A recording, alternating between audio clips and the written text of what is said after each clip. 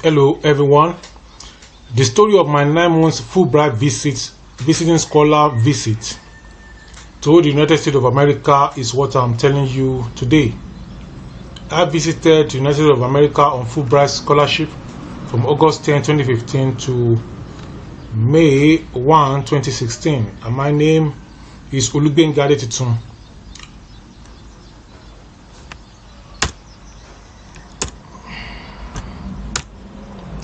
The place I visited is the Department of Microbiology and Molecular Genetics of Oklahoma State University, Stillwater, OK. It is located on the 3rd and 4th floors of Life Science East Building. Stillwater is a city that is 1 hour drive from the capital city, which is Oklahoma City. It is also 1 hour drive from Tulsa. This is myself sitting down in front of the Edmond Lowe Library, that is the main library at Oklahoma State University, during the homecoming parade events in Stillwater. This is me again at the homecoming parade ceremony at Stillwater. This is the main entrance of Oklahoma State University. How I arrived at Oklahoma State University. I left my home and family in Ilorin early in the morning for Lagos. I arrived Murtala Mohammed International Airport by afternoon. My flight took off from 10 p.m. on the 10th day of August 2015. I arrived Atlanta International Airport on Tuesday, August 11, 2015 by 5:30 a.m. American time. And then I reached Rogers International Airport at Oklahoma by 4 p.m. I had to wait some 5 hours for the flight from Atlanta International Airport to the Rogers International Airport at Oklahoma. My advisor and one of our old friends by name Benga was Andy to receive me. I opted to stay with the old friend for the meantime. Initial events. As instructed, I reported at the International Students and Scholars Office on campus. I was given my first check for 2 months stipend, for laptop and for books. I opened an account with a bank and lodged the check. The bank was on campus, and I opened the account with the bank on campus and I lodged my check into it. I got an apartment off campus at a place called the Reserve in Perkins. I went to my department and to the lab also. I used the first week of my arrival to do initial registration and I rested during the weekend. In the lab, my advisor introduced me to the other workers in his lab and to the HOD. I was given the key to the lab and to the main building by the administrative staff of the department. I was given a lab note where I wrote all lab related what happened in the lab. I wrote it in the lab note. The lab note is not to be taken away by me, but because it is the property of the lab. I was given some papers published by my host, Dr. Babu Fatipiri, to read. This is myself in black suit at my advisor's home at the end of December 2015. My host is the one sitting to my right. Meng is the one to his own right, while his daughter is to the right of Meng, and to my left, a friend of the daughter is the one just that I am blocking right now with this videoing. Lab meeting schedules every other Thursday. That means if we hold the lab meeting this Thursday, then in 2 weeks time, 2 Thursdays again, we hold lab meetings. That means we hold lab meeting 2 Thursdays in a month. Lab meeting schedules every other Thursday. If we hold lab meeting, later it was adjusted to every Friday as the time permits. There sometimes we meet, there's nothing to discuss in the lab meeting, or some things come up, we have to move the lab meeting. During lab meetings, we talk about our we will talk about our lab work, our current work that we are doing, the research we are doing, and the results we have gotten. We will talk about the paper we have read currently. We read paper. If you don't have, sometimes you have to read the paper and present it. Sometimes you have to report on your work. You will present on paper that you have read. General and specific questions will be asked by members of the lab from the person that presented. I did several analyses using the GCMS, the spectrophotometer. I use plate count also, and I use many other equipment for many other tests in the lab. Other school activities. I affiliated with the Fulbright Students and Scholars Associations on campus. I affiliated with the African Student Organization also on campus. I also did a 6-week online program on preparing online instructors. You see, I am instructing you online, so I have a certificate from Oklahoma State University to instruct students or anyone online. I attended a 4-day Fulbright enrichment program or seminar at Denver, Colorado. It was loaded with events and it was fun. I made a presentation at the Graduate Student Symposium at Oklahoma State University in February 2016. This is me to the right of Pistol P. I'm the tallest here, and this is other Fulbrighters. You can see the vest you're wearing is a Fulbright vest. This is Pistol Pete and some other Fulbrighters at Oklahoma State University. The Fulbright Students and Scholars Association volunteered for community service. We cleaned an elderly woman's home. During that time, there was a day created for community service. You can see everybody here from different places, different groups, different associations on campus. We came out for community service here. So we, the Fulbrighters, we gathered and then we met there, and then we were given where we are going to clean. The guy to my right is from, to my right here is from Pakistan, while the one to my left is from other African countries like Chad. The one with the cap to my left is from Chad and other places. So this is me with some other Fulbrighters at Oklahoma State University. The background are members of other organizations who volunteered for the community service. This is me again, just here, just above in the black jacket and about a wine inner and brown trouser. This is just me, just beside. Yeah, this is me, just me here. This is me here. Yeah, this is me with other Fulbrighters and invited friends of Fulbrighters at the Wesley at Oklahoma State University. We have some indoor games with food to relieve the stress of academic rigor. Other departmental activities at the place. Graduate Students Journal Club presentations every Monday morning. Every Monday, I think around 11, from 11 to 11:30, we have a journal club where a student, a master's or PhD students, or even sometimes lecturer or researcher or a faculty make a journal presentation. That takes place every Monday morning from 11 to about 11:30 to 11:40. A lab hosts the department on Fridays. We have what is called Happy Hour. So it's called Yappy Hour. So on Fridays, at the beginning of the semester, we'll have picked a date. So a lab will pick a date on a Friday.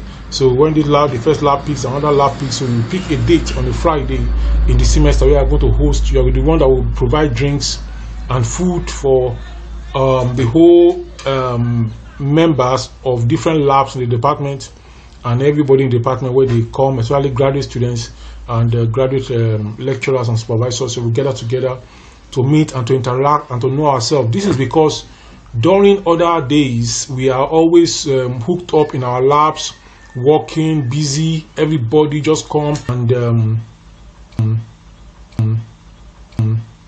many like that. We come straight from our homes, and then we go straight to the lab, and then we keep working, and then you walk. So on Fridays, 1 hour. So people will spend 20 minutes, just come, eat, interact a bit. Oh, how are you? And they're about to get to know ourselves, and then you leave by 3:34. Everybody leaves. So the lab meeting. One of our own lab meeting, that it was the return of my lab. My host told me that I should prepare something African. So I prepared a bar with I also prepared pound yam. I got prepared it with one African soup. So I put it there, and I have to stay by it, and they were asking, what is this? So then this eba, where is it made from? It's made from cassava, and this pound yam made from yam. Do you know what? Do you know the one they eat most? Is it the eba or the pound yam? They ate more of the eba than the poundo yam. It was surprising to me. I was expecting that they are going to take more of the poundo yam, but instead they took more of the eba. Perhaps because they've not seen it before and it's new to them, and they were asking questions and they were taking it and enjoying it. So the departmental seminar holds every Monday in the afternoon, I think from 2:30 or 3 o'clock or thereabouts. Departmental seminar we hold, whereby we invite speakers from other related microbiology related department, both on campus, and they even invite speakers from other campuses to come down. And we also have speakers from within the department who talk about the research they have done or they are doing currently, and they elaborate and people ask them questions. Let me say something about most of these meetings. When the meetings are fixed, let's say 3 o'clock or the journal club for 11 a.m., it will look as if people are not going to come. You get the program is starting by 11 a.m. By 10:55 a.m. the hall will still be empty, except for the person that want to present, who have come with his maybe flash or have downloaded the material on the system and is trying to see how it's going to work. By the time it's 3 minutes to the time, you just see people coming into the place.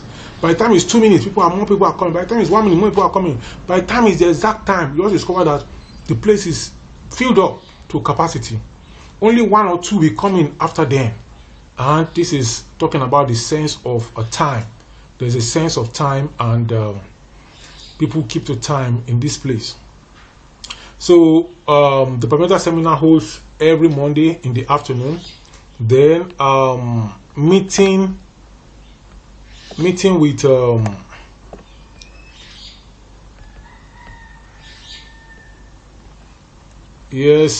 meeting with other graduate students, scholars within the and outside the department. I did that. I met them. We interacted.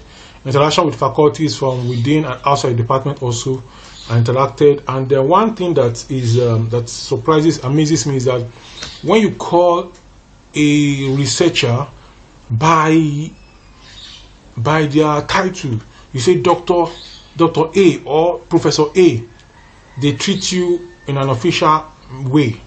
But the moment you call them by their name and say, instead of saying Professor A, just say A, and the person's name is A, the person will come. In fact, the person will leave what he's doing and come to you. That means you are the informal level, and it's like they prefer the informal level than the formal level. In Africa, you have to use a title. In fact, it's even insulting in Africa to use somebody's title and name. Over there, it is if you really want the person to be down to earth with you, just leave out the title and call the person by the name. So one of those days, I see other students, researchers, postgraduate students calling the people, the professors by their names. So I summoned the college one of those days. I just called one of the professor by his name. I just called him like that. Do you know what? He came around and we discussed beyond the normal high. Why? Because this is a professor that I used to enter his lab. I will enter his lab, I will refer to him as Professor so and so. He will just leave me and he will just look at me and go his own way, because I have a friend in his lab. But this time I was on the corridor in the department. I just called him by his name. He came around and we chatted at an informal level and we spoke about a lot of things. Now this is my good friend from Brazil. She was also in the department for 9-month program, though we were not in the same lab. Observation in the department and the lab. Research is not a prerequisite for undergraduate or graduation. Now some undergraduates do some programs. You don't need to do research. In Africa, most African places, you have to do research as part of your program, but here it's not a must. You can do your program that's taught degree. They're just taught. You don't do research in the degree. Most undergraduates are doing microbiology to prepare for medical school. We have a lot of undergraduates that come into microbiology because they want to go for medical school, whether dentistry, whether MBBS, medicine per se, whether other parts of medicine like optometry or ophthalmology. With the first half, you need a degree first in the life sciences before you can go on. Not like in most part of Africa, whereby you can finish your secondary school and go directly to medical school. Undergraduates and graduate students do not pay a dime for the research work that they do. This is because the advisor from within and from the school, the grants that the advisor had takes care of the research needs of most of the people. So most of the supervisors have research grants, and that research grant takes care of the research needs of that is to be done. Most graduate students are foreigners. That is my observation in the department, and they have more of the Nepalese and Indians in the department. As students, we have more Nepalese students and Indian students. So that is another. Then everyone minds his or her own business. Everyone is going on his own. Nobody is interfering. Your mind your business is more common, both in the school and outside the school. There's a clear show of courtesy in most places. Most places I went to, you are queuing for the bus. As the bus is coming, everybody is on the queue. Nobody is pushing anybody, and even when they will allow you. Why? Because there's a lot of space in the bus. There's a large assemblage of people from different places. What I also observe is that in the school where I went, you see people from different places, not just from one place, from different places coming together. This one is from here, this one. If you gather 10 people together at random, you will see that about 7 of them are from different places. Just about 3 can be maybe from the same place. Then there are rules and regulations which are adhered to or implemented without fear or favor. The rules, the regulations are kept. Most work in the school and town are done by students with pay. Students are paid to work. Students get this work, they are working, they are schooling, and they are working. I went to the bicycle store, I saw students that attended to me. Most part of the library is students that will interface with you. So you are on the same page when you are interacting. Most work are done by the student. The school is serious about research and learning. I can see the school is serious about research and learning. There was a particular individual that just came to the department and gave somebody in my lab $500 just to support her work, and he just instituted something immediately, and it was given to that lady. Lecturers teach with PowerPoint, and textbook used is known and available to all. They are taking, many people read. Reading is very, very paramount here. So every student have access to the every student have access, not just have access, every student buys the textbook that is being used. There's a textbook being used, it is known. The students buy it, whether you buy the new one or you can buy the old one. As you are in the department, as the semester is rounding up and they are preparing for exam, some people will come around and say they want to buy the textbook. So if you have textbook to sell, they are finished using, they will buy it, they will take it back to the shop where they sell used textbooks. Then there's also opportunity to buy new textbooks. So all this go on in the school. So recreation facilities are spread all over the university and apartment. In the university there's recreation facilities. In the apartment where I stay, there's recreation facility also. In fact, there's a gym in the apartment where I stay. There are a lot of exercises. There's a bicycle, there's weightlifting, there's a lot. There's the mats where you can do exercise. They're all there. And most evenings I go to the gym to exercise. Most people look fit. Some are obese or they look well fed. Most people are fit. You see, even in the afternoon, somebody is running on the sidewalk on the road. Somebody is running, is jogging, and you are going back home from the school. You see some people jogging. So, in fact, this is where people live very well. And some people are obese, while some people also, you see that most people are well fed. Housing is very, very expensive, but standard, and they have basic amenities. Houses are expensive. Maybe looking at it from an African perspective, maybe for the Americans, housing is not that expensive. Food is cheap. Food is not a big deal. Some apartments have gym, sporting, and other lively and fun activities. So most of the apartments means where people stay. Students also stay off campus apartments. I don't refer to them particularly as hostels. It's off campus, it's apartments that they have. So the apartment contains everything that you need. That is it. The apartment contains everything that you need. I think in Nigeria and some part of Africa now, they are starting the apartments whereby you just pay and move in. Every facility you need is there. I think they got it from these advanced countries. So like in my own apartment, everything is there. You have the fridge, I have the bed, I have the mattress, I have the washing machine, I have the dryer. So when I want to wash, I don't stress myself, because in the apartment where I stayed, where it's a 4-bedroom flat. We were 2. They couldn't complete the other 2, so we're 2 living there. I want to wash my clothes. I just pack it with the liquid soap I bought from the $1 store. I just put some, and then I lock it up, and I ask it to run for 5 minutes or 10 minutes. When it's finished washing, you're going to spin it. You're going to wash it.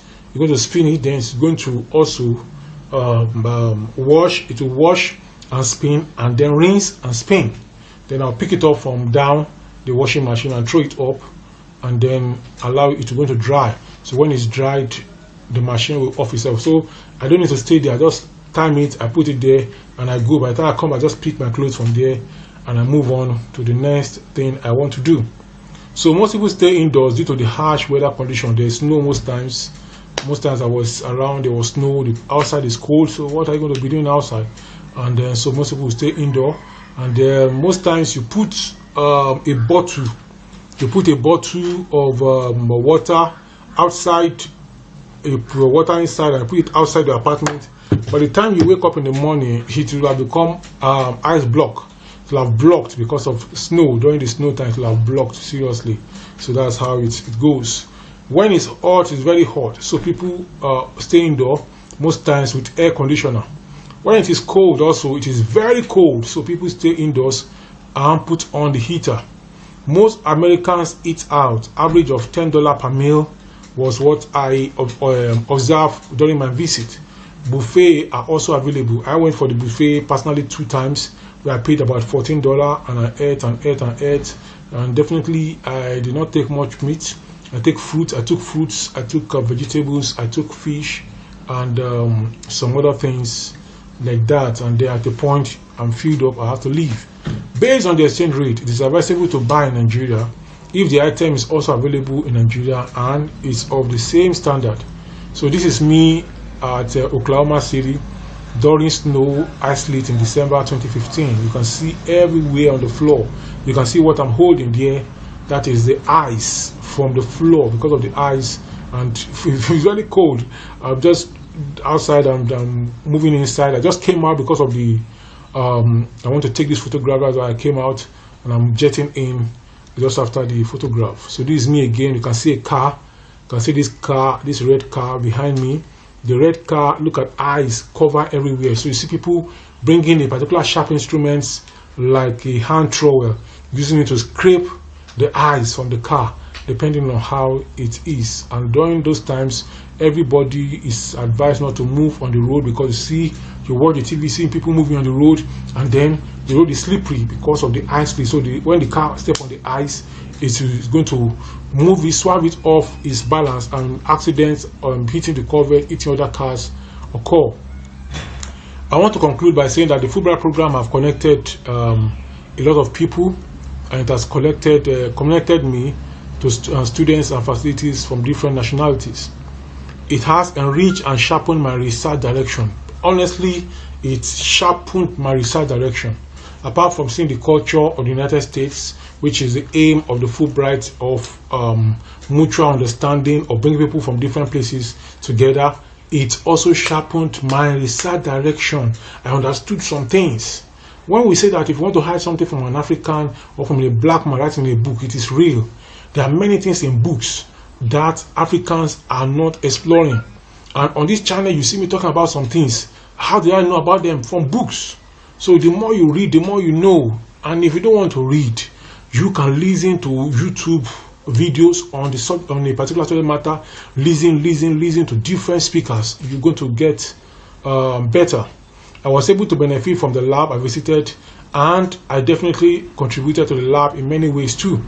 I say a big thank you to the government of the United States of America for this opportunity to benefit from this 2015-2016 GSD program. I will be happy to serve as a volunteer for any of the United States program anytime I'm called upon. So this YouTube channel is actually born out of that kind of heart. That what can I give back to the community? What can I give back to the people? What can I give back? Life is not just about consuming. Life is also about giving back. So every video I'm making on this YouTube channel, I will have used the time to be sleeping. I will have used the time to be playing. I will have used the time to be chatting and just to be doing other things. which may become enjoyable. Making YouTube videos is expensive. You make the video, you upload it, you buy a ring light. Like I'm recording this now, I'm using this ring light. You can see that's why you are seeing my eye clearly. I'm using the ring light, so I have to buy ring light, I have to buy this, I have to buy that, and all these things come at a cost. If I'm recording with my phone directly, I have to get a better phone. I have to get what is it called? I have to get this is my speaker. I have to get this, so I will hang this to my clothes and they allow me to speak. Then I'll connect the other end into the recording device, into the phone, so that my voice can be very clear. So you can see what you're making from the YouTube is not commensurate, so to say, with what you spend. We spend a lot of money on the YouTube. So this is a story of my 9 months visit to the Oklahoma State University on Fulbright. I've done a video already about the other aspect of my visit, which is how I got the scholarship. I also got other scholarships and grants, and what I would just advise to everyone is just keep writing the grants, keep applying. Don't be tired of applying. Don't feel bad whether the response is positive or negative. Just keep applying, and you can apply to 4 places per day and make it a goal. Just keep applying, keep applying, keep applying. In a week, apply. In a month, apply. In a day, apply. One day they will tell you, as they are responding, giving you feedback, they tell you why you are not taking. Later you sharpen, you get better. Before you know it, people will now look at you as if you know a lot. You didn't know a lot. You didn't know the effort you've made. I've had people that said that it's the first time they tried scholarships that they got it. I didn't get it the first time I tried. I tried and tried before I got it. So you also keep trying, and the opportunity is going to come your way. So this is the story of my 9 months Fulbright visiting scholar visit to the United States of America from August 10, 2015 to May 1, 2016. This PowerPoint I'm using here is a presentation I made to my department when I returned from the US, because you're supposed to give back and let people know what you benefited to the community. So it's not just that you just take from the government and just keep quiet. You're supposed to give back. So I am available if you want me to advise you or anything. There are a lot of things. There's a personal statement when you're applying. There is your proposal. There are many other things. If you want me to help you with them, I'll be available for advice and other things based on what I know, based on my experiences, not really what I read from book, from what I saw in the process of my applying and getting it. So I'll be waiting for you to ask me your question if you have any question, and if you don't have any question, I will be waiting for you to share this video with other people. Share this video with other people out there, and the link of the video, please, I want you to help me to share it with other people so that they also can be beneficiary of this video that I've done at this time. So let other people know about this channel, let other people know about this video. So that is about my visit to the USA. I'm going to talk to you some other time. My name again is Olubenga Adetitun. Bye for now.